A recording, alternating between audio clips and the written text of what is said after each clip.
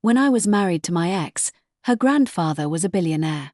Visiting their family for holidays felt like stepping into another world. Relatives would scramble for his attention, bending over backward to impress him. The whole scene made me uncomfortable, so I just hung out in the main room, playing with my kids instead. The next Christmas, he took notice of me. A week later, he called and asked, "What can I do for your family?" I told him, "I don't want your money, I just want my kids to know their great-grandfather."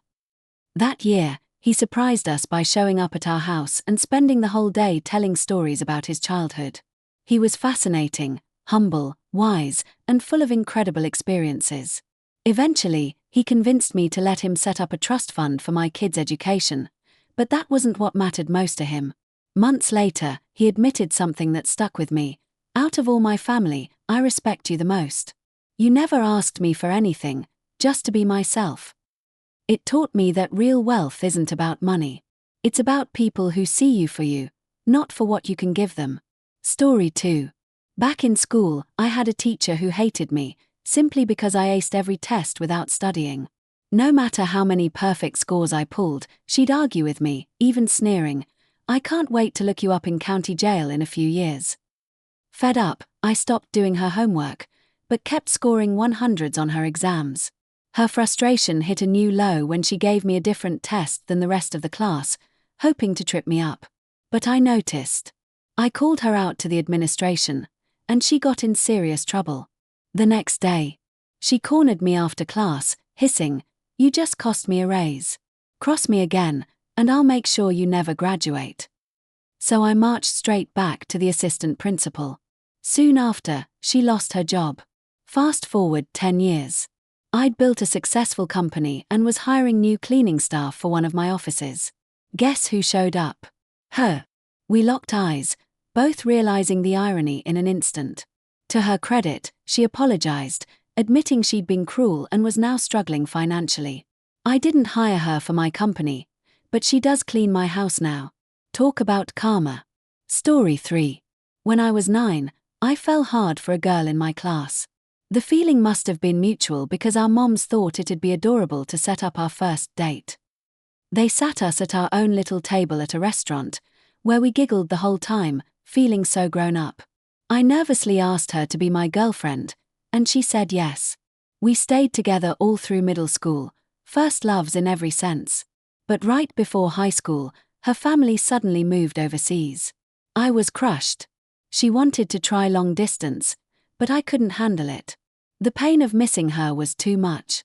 For years, I thought about her, through high school, even in college. I'd catch myself staring at my phone, fighting the urge to reach out.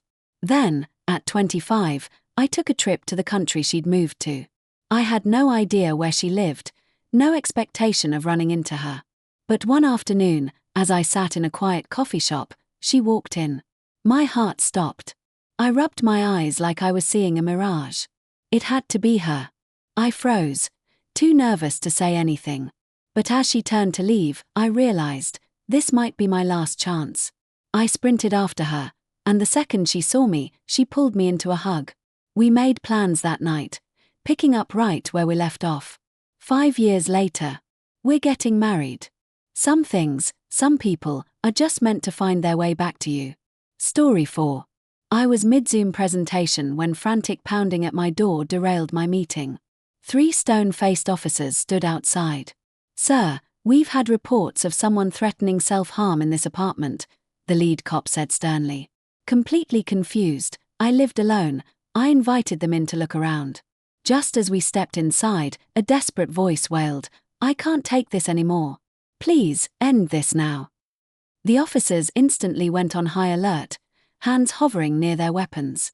I practically dove toward the corner, pointing at my roommate's vacation-sitting parrot, Kiwi. "It's the bird," I blurted out. Turns out, Kiwi had spent 5 years binge-watching Days of Our Lives with my roommate and had mastered the soap's most dramatic lines. My neighbor, hearing the theatrics through an open window, had panicked and called 911. The tension shattered when Kiwi delivered another Oscar-worthy performance. The pain is unbearable. The cops lost it. One even snapped a photo with Kiwi for their precinct's meme wall. Their only advice: maybe switch this guy to comedies. Now I cover Kiwi's cage during work calls, though he still occasionally sighs, "Life is meaningless, like a feathery Shakespearean tragedy." Story 5. At 17, I walked out over folded towels. It started with my aunt screaming about how ungrateful I was. Never mind that I'd been cooking my own meals and doing my own laundry since I was 12. When I calmly pointed this out, she snapped, "If you don't like it, leave." So I did. Left my phone on the counter, grabbed the keys to my beat-up Honda that I'd paid for with my part-time job, and drove away. By then I had 3 years of paychecks saved up, enough for a motel. Meanwhile, my aunt's anger turned to panic.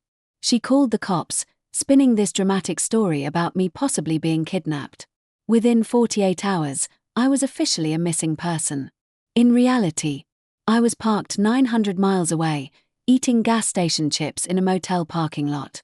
A local cop ran my plates, did a double take when he saw I matched the missing teen description. "Call home," he said, handing me his phone. My aunt answered screaming, threats, accusations, the whole performance. I put her on speaker. The cop's jaw tightened. When she paused for breath, he leaned in and murmured, "You don't have to go back. Just stay safe." 2 days later, my uncle found me.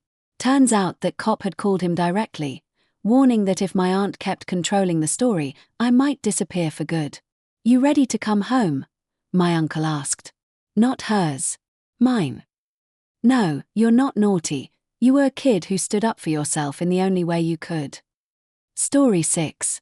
At 32, I was diagnosed with what doctors believed was a benign ovarian cyst. My physician assured me it wasn't cancerous and performed a needle aspiration to drain it. When the cyst returned, he surgically removed it, and later my ovary, always repeating the same reassurance, "It's not cancer." Months later, a local news segment featured a new gynecologic oncologist in town. My father, uneasy about my situation, insisted I get a second opinion.